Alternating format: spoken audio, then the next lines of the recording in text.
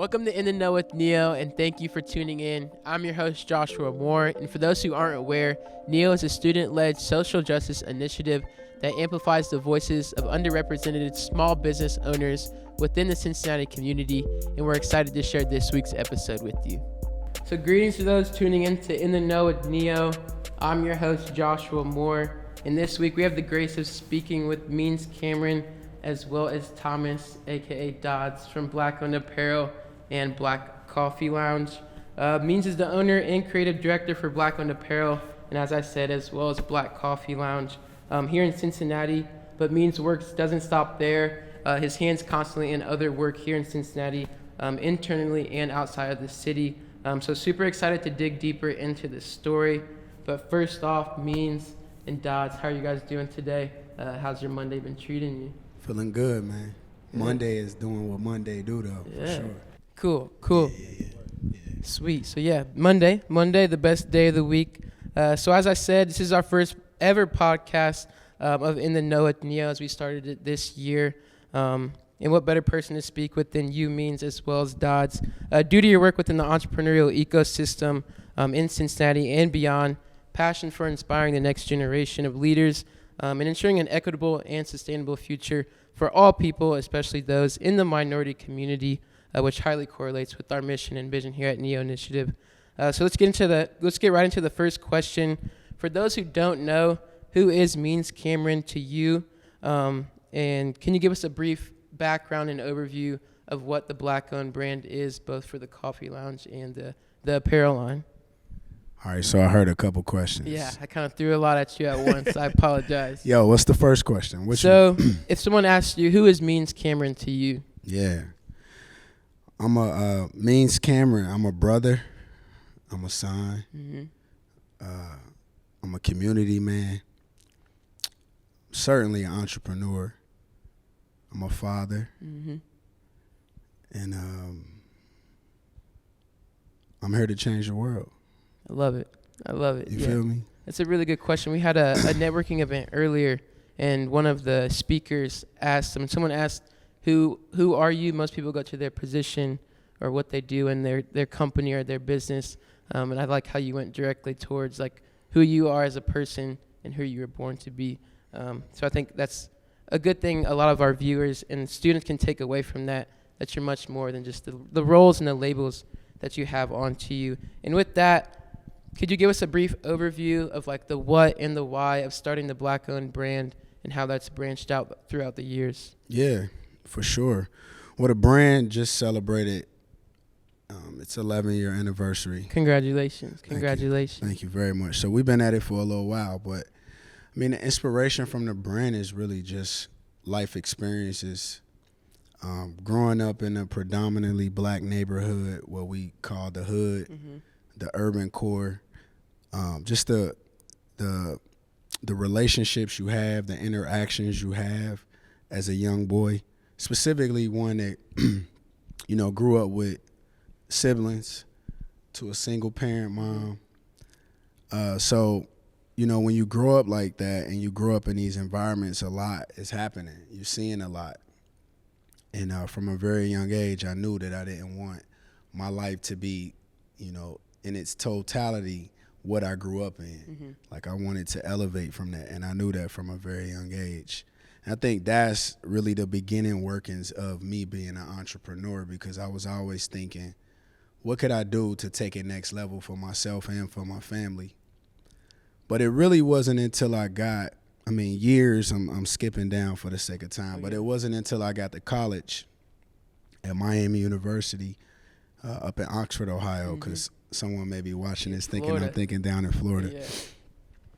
And it actually, over all these years, it sucks because I always have to clarify that we're in Oxford. But, yeah, I wish I did go to Miami and Florida, though. I'm sure that would have been lit. Yeah. But I got a lot at Oxford, a lot from Oxford. Mainly just a complete culture shock, of where I come from. Mostly everybody is black, and the mentality is such, the environment, the way we deal with each other is, consistent. But when I got to Miami, it was like 3% African American.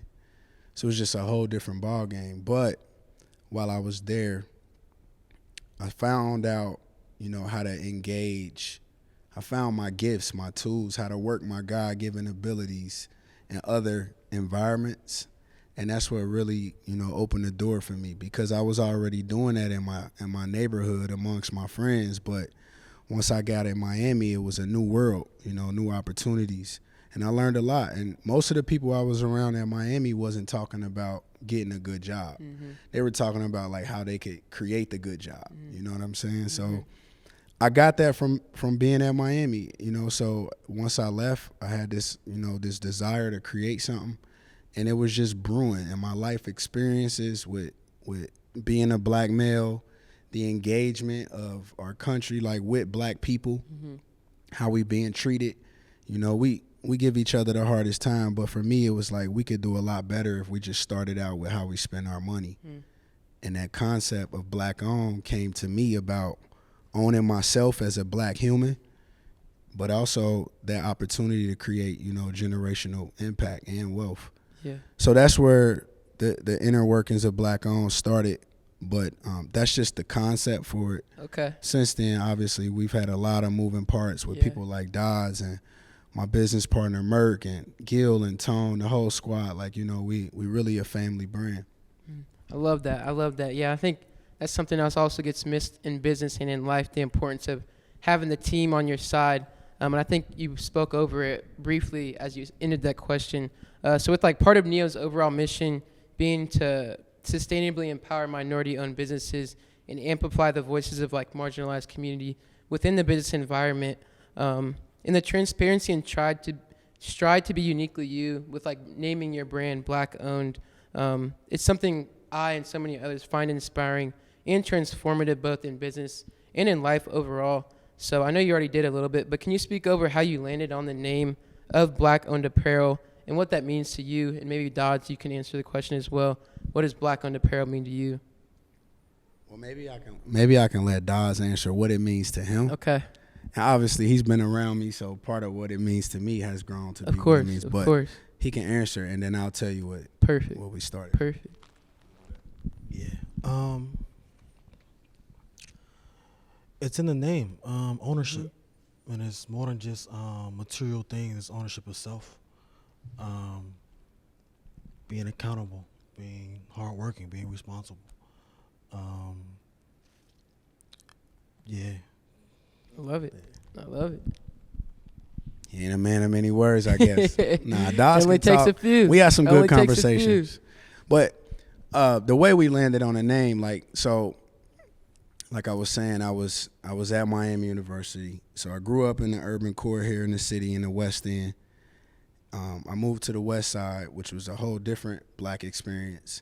And then I ended up at Miami University, which was another black experience, of being in a space like that. So in those places, you adapt. But it was the hardest at Miami to adapt. Like, I just couldn't really find myself. The people back home was like, you ain't the same. And the people at Miami, I could never really be, them. Yeah. I'm black. But I lost a part of it, a part of that.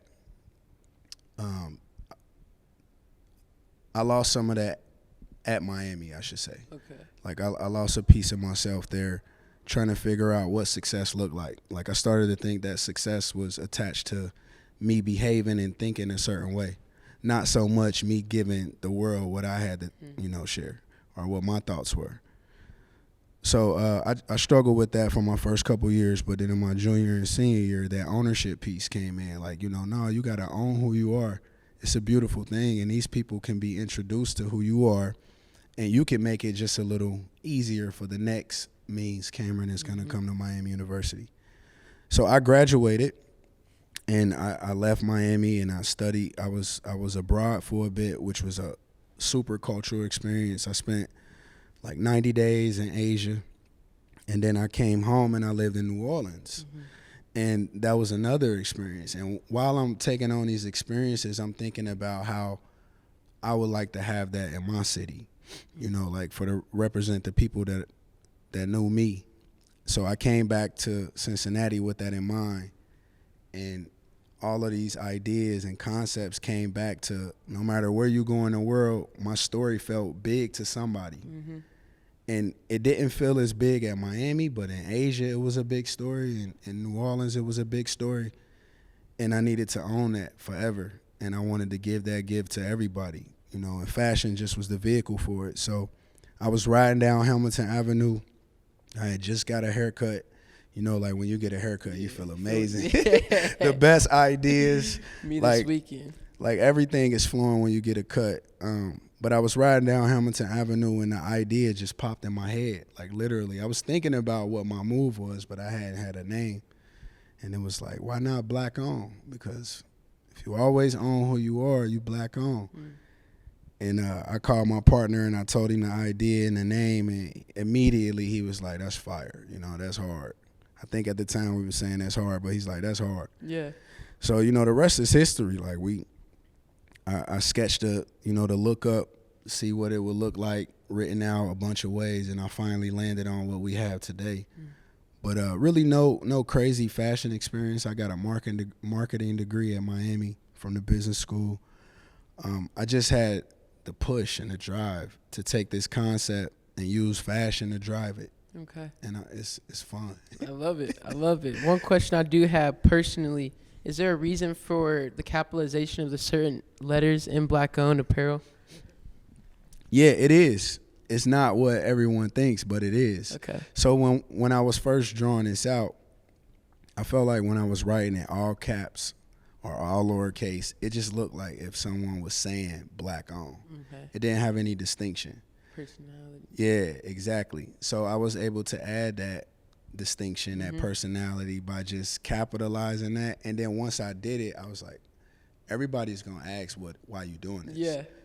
It's just more reason for people to be intrigued by this logo or this design. So that's really all it was. Okay. Like it was never really like an acronym for nothing. It was never nothing too crazy, but everybody asked that, which means did something right. It did what it needed to do. But yeah, it stands out. It's like when you see it written that way, you know it's us. Yeah, it does. It does. So no, we spoke over kind of the grassroots days of how BlaCk OWned came about. But in high school and college, have you always had the desire to start a business?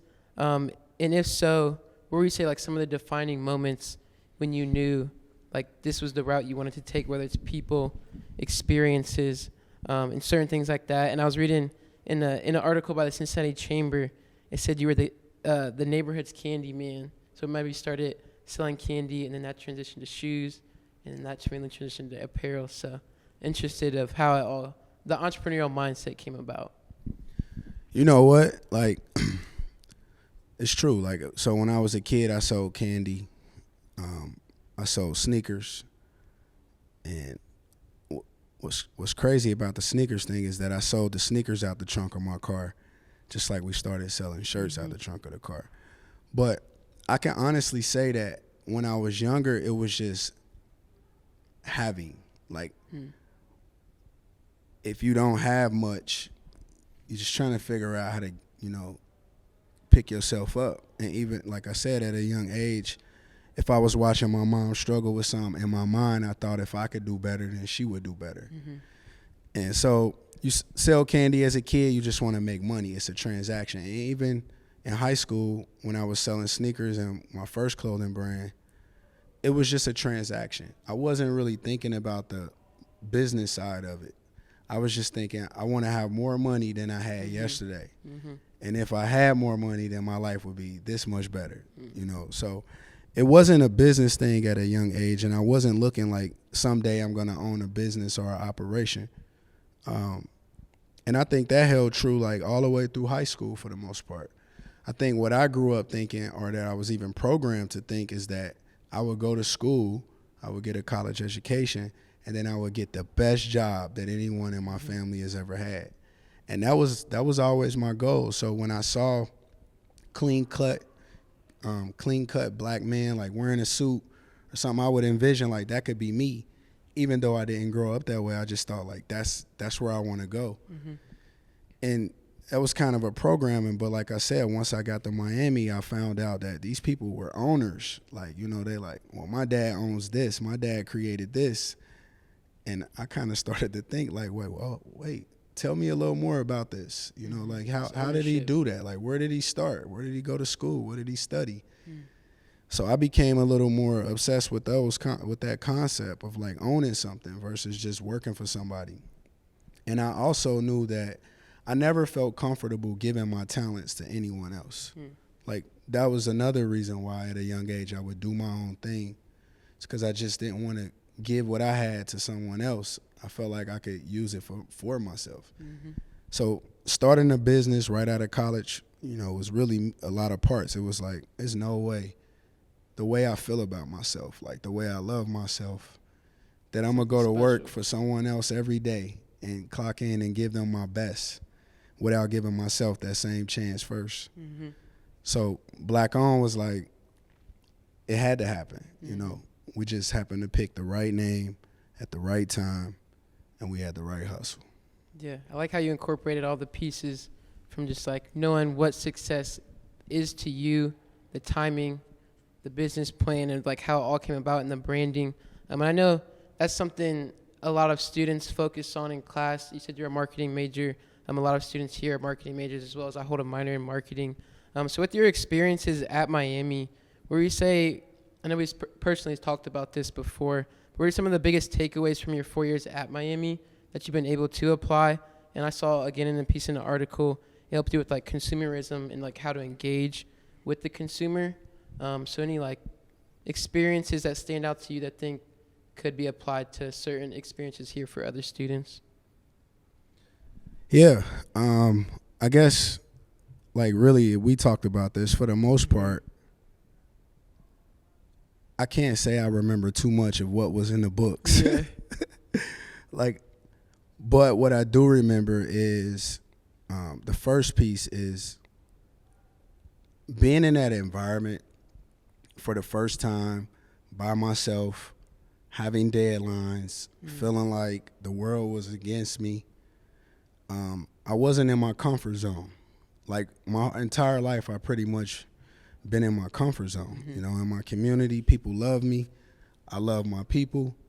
That was good. But here I was out of my comfort zone. So I could say like that was the like first thing that I was able to take away from college is how to thrive when I wasn't in my comfort zone. But the other piece was like, one, working in groups, working with teams, bringing bright ideas together. Every project in the business school in Miami was a group project. And when I started, I can honestly say I didn't have the confidence that I belonged in those groups. You know, I just, coming out of Cincinnati public school, I just didn't feel prepared. And it showed when, like, we would be studying for the test. I would, like, spend weeks studying all day, all night, and they would, like, be partying. And they would study, like, a couple days before, and they would still get a better grade. But I would ask and say, like, how are you doing this? And they would say, well, we did this in high school. Yeah. This is just a refresher.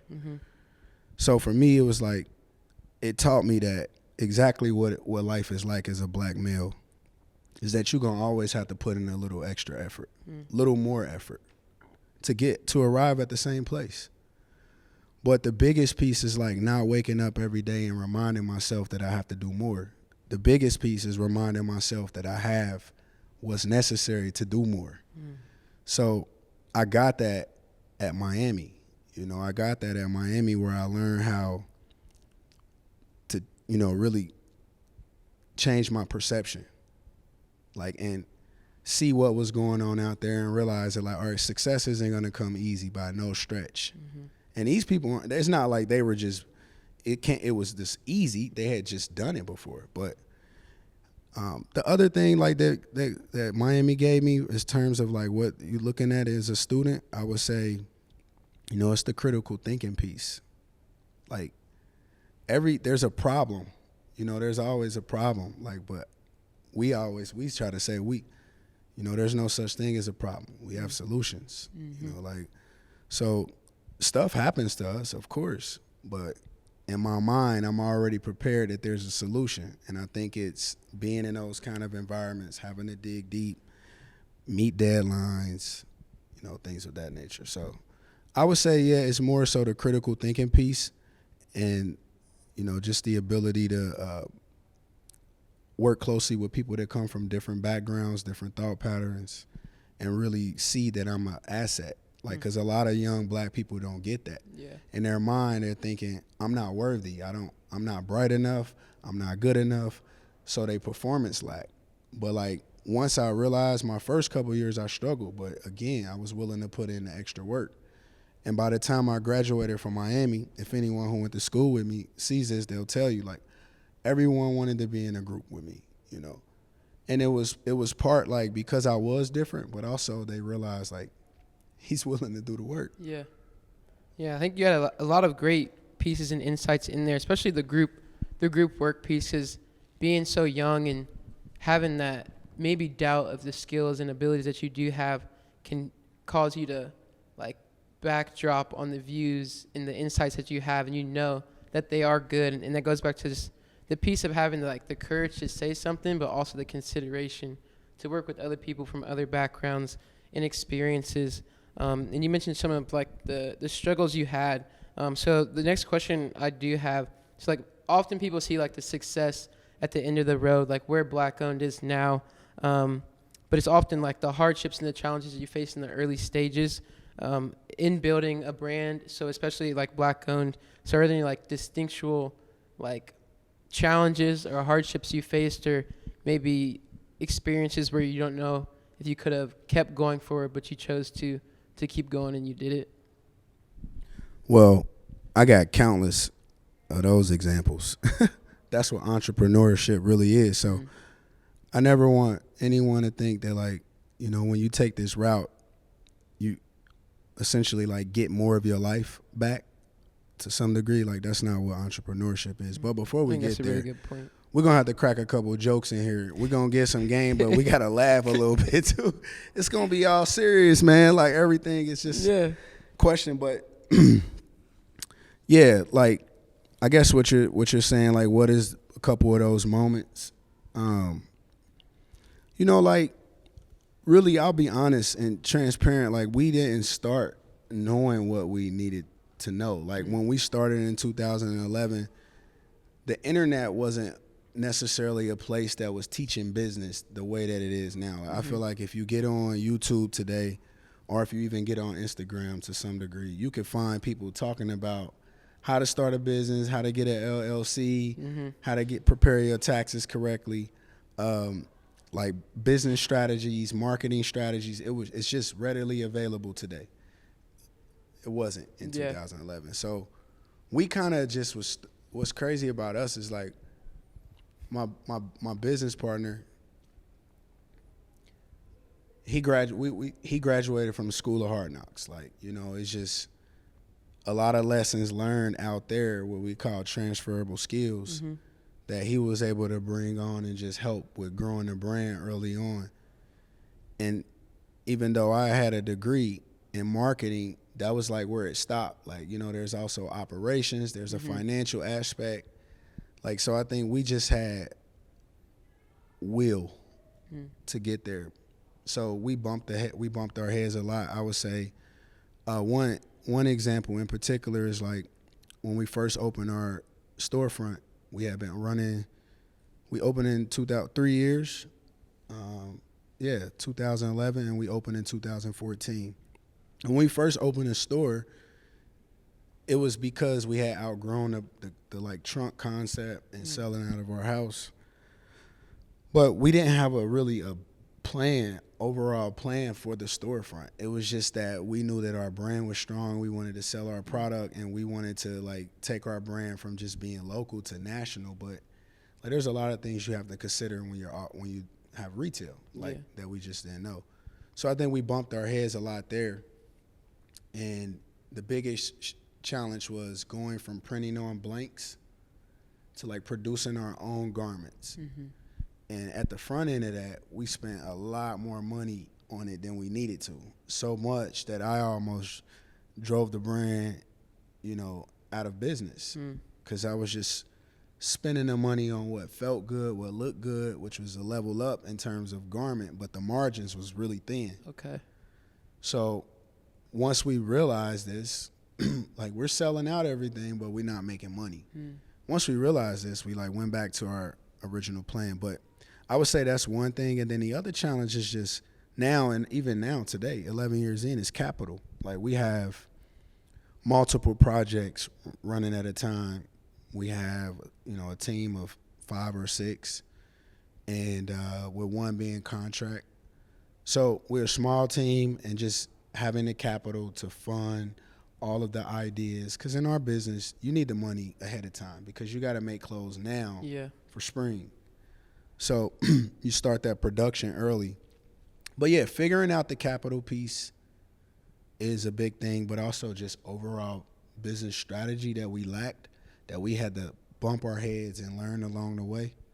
So now, obviously we do a lot better, and we get a lot more out of it today than we did 6 years ago. Yeah, and I think a lot of the overall message of the story is a lot of people, even myself, I've learned, get stuck on the ideation phase.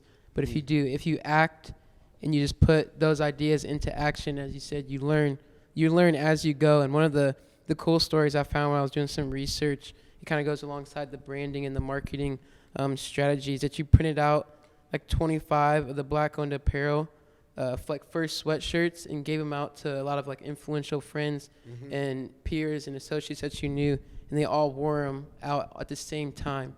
And then the next day you had so many incoming messages and just like built up hype around the brand. So was that something you like? How did you think of that? Because it's very interesting and strategic in the way, but it's so unique of how you went about marketing. As you said, social media really wasn't as like built up at that time as well. So I thought it was an interesting story of how you thought of that. Yeah, like influencers is just like the term I feel like is new. Yeah. But it's something we've been doing. Yeah. Like it's not a new model. And the guys that you're talking about, the original BlaCk OWned crew, they were all like, just so happened, we would all meet up. We were all kind of linked up amongst what we were doing anyway. We had party promoters. We just had the cool people in the city. Yeah. I was at the time Full Go Music. So we were all hanging in the same circles. So we linked up and we supported one another. Like that was at a time where we just, whatever each other had going on, we could make it. We didn't have families at the time, but yeah. So I just went to those guys and told them about the idea, and everybody was with it. It was like, but I think once we wore it, it was like immediate payback for them and for me, because it was like everybody was like, "Where did y'all get these sweatshirts?" So to be the original people like wearing them, it's like, okay, we did something. Yeah. And then for me and my partner, it was like that's when Facebook was the thing. And I think, I'm not sure if you still had to have no, you didn't. But that's when Facebook was the thing. And we just had it like literally about 50 orders. Wow. Like the next day of people just saying like, I'll give you my money. This is my size. We like, okay, this is something. Yeah.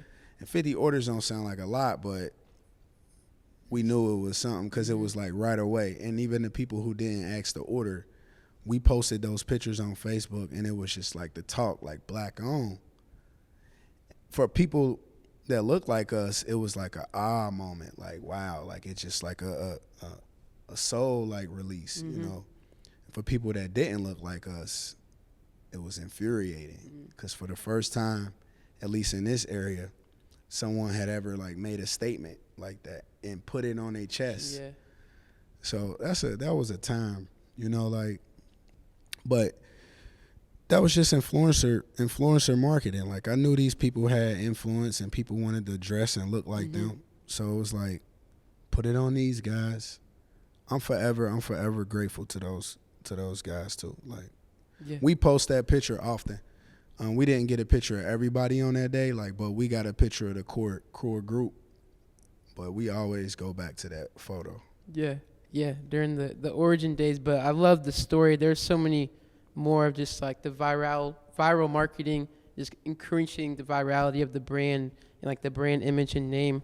But I know we talked over a bit about BlaCk OWned. in the early stages. But one question I do have for you that I think is special to your heart as well. I watched the Gumbo Talks podcast, and a lot of the talks was about Cincinnati, since it brings together a lot of influential people in Cincinnati. So what do you think makes Cincinnati special in your eyes, since you've worked with so many leaders in this space? You're associated with with a lot of high schools in Cincinnati's public area, and you even got to do like the Bengals draft pick in 2021 and the apparel line with them stripes don't come easy. So what's special about Cincinnati to you? Like what makes you proud to call it home? That's a loaded question, man. That can go for a long place. But, like, I love Cincinnati, like, you know, because this is where I'm from. You know, this is where I've had my impact. This is where people give me love. So I'll say that part. But I think why I'm here from a career standpoint, it's like I really feel like, and culturally, like I feel like Cincinnati is still developing.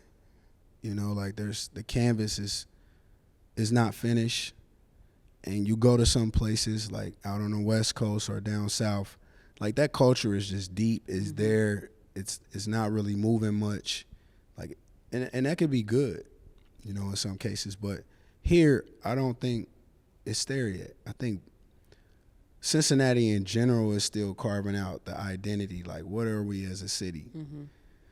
But I think also black people in Cincinnati are carving out what Cincinnati looks like for us. And that's something that take work, conversation, a lot of fight, fussing, you know. So I'm here because the work ain't finished. But, you know, hopefully one day we could sit back, you know, take a step back and say, like, this is where we started and this is where the city is now, and we played a pivotal role in that. And then, you know, we get the opportunity to pass it out to younger energy like Dodds, who's, you know, like he's been around since the beginning of the pandemic at BlaCk OWned, started at BlaCk OWned, you know, just shipping, and then has now, you know, worked over to the coffee shop, which, as you know, it's family. It's a vibe. So, good place. You know, just like he's really good in events, creating that culture and community, and the coffee shop is that. So I just think the work isn't done here, and we still putting those pieces to the puzzle, as well as other leaders like you named Rico. It's a long list of artists and, you know, entrepreneurs coming up in Cincinnati, and I just think right now if you leave, you'll regret it. Yeah, that's something that I noticed completely when I first came to Cincinnati. Being from Columbus, Ohio, is just something special about the culture, the people, and the diversity, both in business and just when you're walking down the street, rather if you're in OTR, if you're in Clifton, or if you're downtown. It's just something that it's just a switch different rather when I was in Columbus. And a lot of people don't like me saying this, but I do like Cincinnati more than Columbus. Of course you do, and I will say that proudly. Probably will get some of my friends who won't enjoy that the most. But kind of changing strides a little bit. I know we only have about 10 minutes left. So with Neil being based in their consulting and business analytics, and helping our clients make more informed and data-driven decisions. So as you've grown in business, how have you witnessed like the importance of objectivity and like data analytics in the day-to-day operations of being a business owner, whether that's in like your marketing efforts on social media, like estimating production orders, or just ensuring like the financial health of your business, since numbers really aren't going anywhere and data is just becoming more and more relevant in our world today overall. It's a really good question. Another one of those loaded questions. Yeah, I did a lot of research. Yeah. I think every business should be a data business, like every business. Doesn't mean that, you know, you're going to be top tier at it when you first start out, but, you know, build the brand on data. And you can save yourself a lot of work there. And that data should be like who your customer is, who your target is, you know, understanding your margins, understanding the market, understanding your industry. So, you know, you should be a data business, but again, implementing that can be a challenge for many small businesses because it's not cheap, Not to at have all. someone on staff that's gonna make sure they pull in all the correct data, but tell you how that data can be applied or how it's important or relevant to your business, essentially increasing the revenue. So what we're doing with Neo is we understand, like, from the very beginning, we've tried to build community around our brand of like the state of mind, which is our tag, the state of mind, that I'm not buying BlaCk OWned because I'm supporting this. I'm buying it because it's who I am. It's a lifestyle. It's how I feel when I get up in the morning. So, like, we've tried to create the community there, but then when you step over to the other side, which is important to create the community because that's your base. Those are the people who support you. But then you have to understand how to communicate with those people.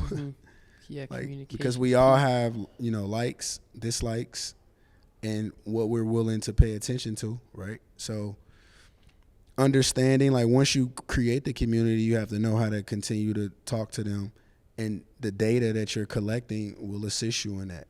So we're just trying to get more familiar, I guess, and it's like a relationship. Like, get to know your customer. You're dating them, find out how they like to order their ice water.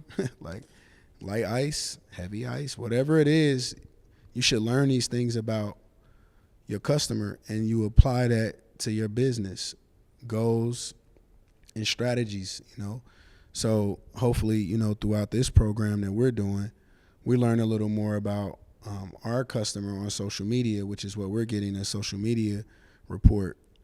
And from it, we should be able to better understand when to post, how to post, what types of things are impactful to our, our customer or our following. Do they like stories? Do they like feed posts? Do they like to see it on both? Like, whatever that is, we want to know because we'll do more of it. Yeah, and I think just being in Neo Initiative and being around data and a lot of information, one of the coolest pieces that I've heard is behind, like, every piece of data and every number, it's like a human being, and you hit on that. Do they want light ice? Do they want, like, heavy ice? It's just a matter of what they want uniquely from, like, their perspectives and experiences, but also using that objectivity to just make the experience even better. So I think you answered that question perfectly. And then the last two questions I do have, I saw one of your favorite quotes in an article. It was, behind every great business owner is a better cup of coffee. And for many people, I saw you came in drinking coffee. And then I also was at BlaCk OWned on Friday, and Dodds made me an amazing vanilla latte. And, like, coffee represents, like, energy, momentum, and, like, a spark to keep going for a lot of people. And I saw that's what you mentioned that you noticed in New Orleans. Like, a lot of the community and ecosystem was surrounded around, like, creatives in the coffee space. So, like, Dodge, you can even answer this. Where does that, like, relentlessness or, like, excitement to keep going and finding different things to, whether it's put the BlaCk OWned brand on or just, like, strategizing when you guys are in team meetings, where do you think that, like, originates from for you personally, for the BlaCk OWned team, or even just, like, what's up? So, like, coffee represents, like, energy, momentum, and, like, a spark for a lot of people. So I'm wondering, like, where does that relentlessness or, like, constant motivation for more come from your team, for personally, or just, like, even the city of Cincinnati? For me, it comes from how I grew up. Like, I didn't similar backgrounds to him. I didn't grow up with a lot. And I got the opportunity to go to private school, then college, and then coming to BlaCk OWned and working at Black Coffee. You need somebody to create ideas. Like, it takes, when you come with ideas, it takes the load off from the creative director and helps inspire the next piece, the next idea. I think being around coffee shops, it's comforting. It is. You can typically, there's books or something, art, something creative, something you can read at a coffee shop. And so that helps with your creativity.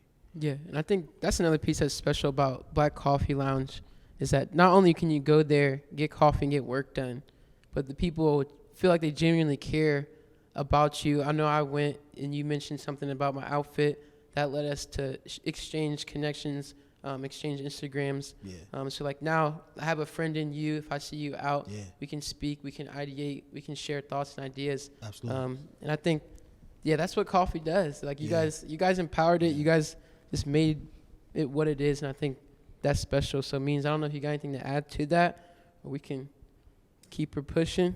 And we only have like 5 minutes left.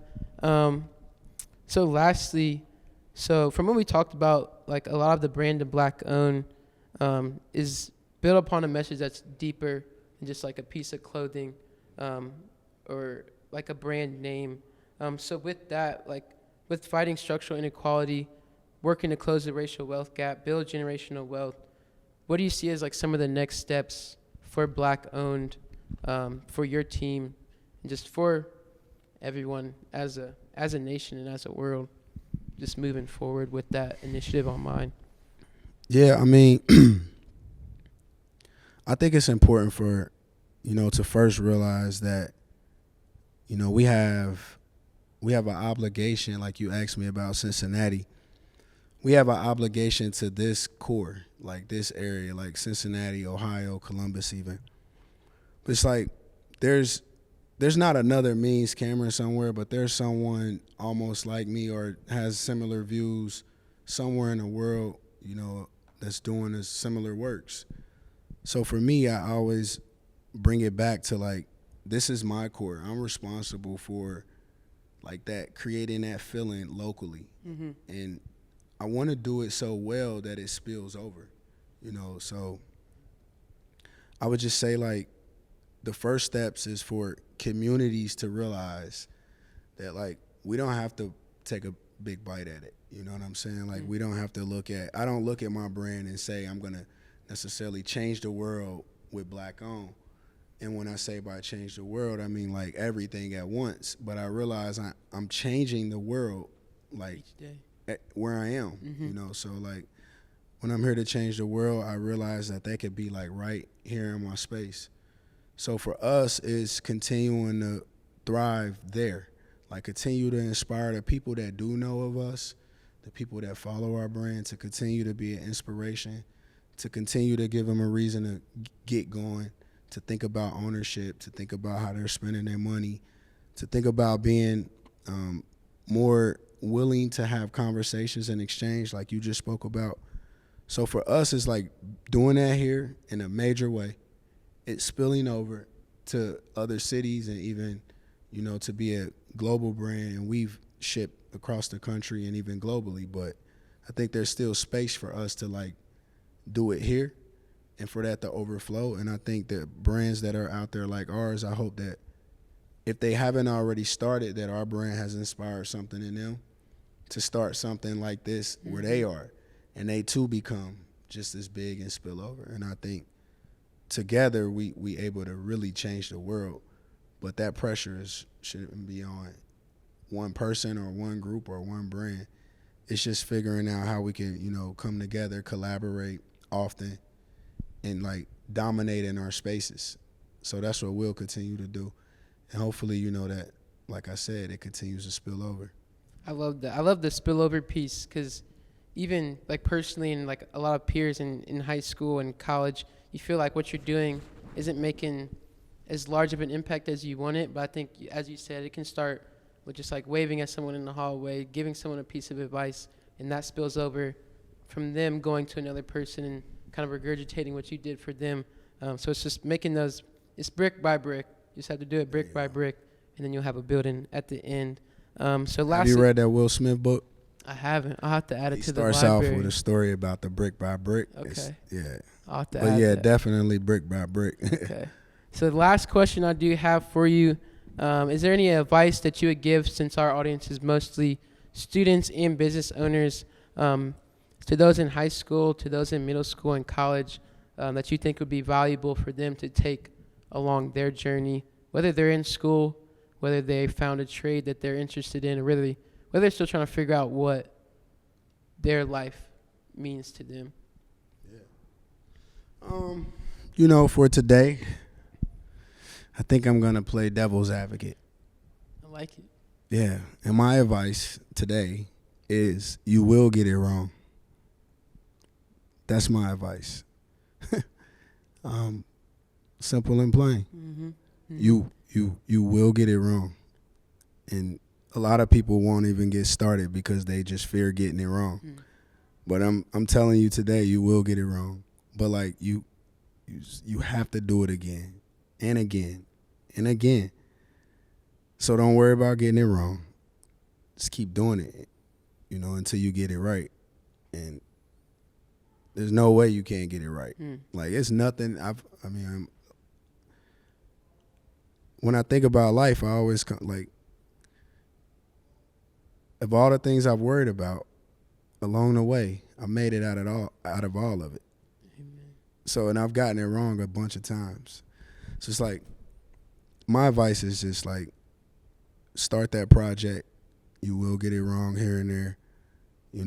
Pick up the phone and call a loved one and tell them, you're ready to make amends because it's not going to be easy to get back on path. Like that applies to so many things. So hopefully the people that gets it. Yeah, I love that. And it reminded me, I just finished a book. It was called The Third Door. And it's saying that life isn't like success or failure, but life's all about trying. And those are only like the means through which you try. You either succeed or you fail, but at the end of the day, it's only one route and you try. And like you said, there's no failure. You're going to get it right one way or another. The Means and Dodds, thank you guys so much for coming and representing the BlaCk OWned brand. We talked from everything on business analytics and how that's vital to your success and even building a brand. So with that, thank you for being our first guest on In the Know with Neo. We really appreciate it. And you guys are a big inspiration, especially to the younger generation and those in college. So I personally want to say thank you. And hopefully our listeners took some bits and pieces away from the conversation that we had. So thank you for having us, man. No problem. And when you get your big studio and everything, don't forget about us. Yo, means I need to bring you through for the. I need it. You know what I'm saying? Never. All right, man. Yeah, much thank you. You did a great much job, man. Thank you. Thanks for tuning in, and we hope you enjoyed this week's episode. If you're interested in learning more about Neo's mission and vision, follow us on social media at Neo Initiative or visit our website at neocincy.com.